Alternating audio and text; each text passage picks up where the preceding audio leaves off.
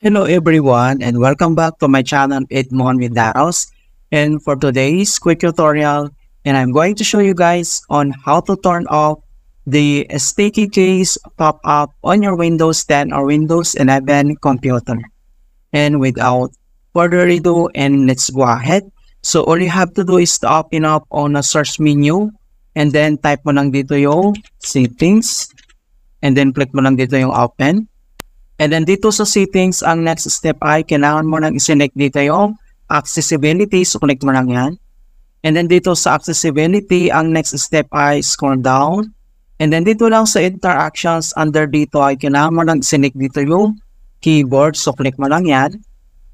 And then dito sa keyboards, so kailangan natin itong i-turn off yung sticky case. Ito siya.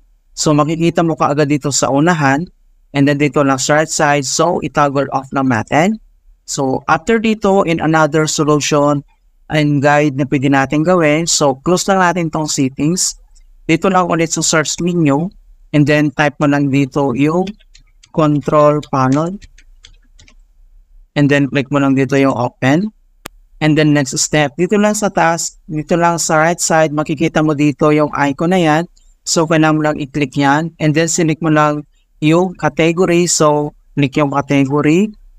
And then dito sa category na settings, ang next step ay kailangan mo lang select dito yung ease of access. So, click mo lang yan.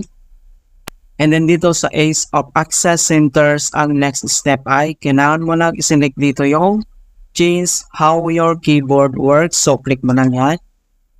And then next step ay kailangan lang natin i-turn off dito yung kanyang sticky case. So, uncheck lang natin tong turn on toggle key. So, uncheck. And then kapag naka-turn on yan, itong sticky case, so uncheck lang yan. And then next, click mo lang dito yung apply. And then click mo lang dito yung open. Alright?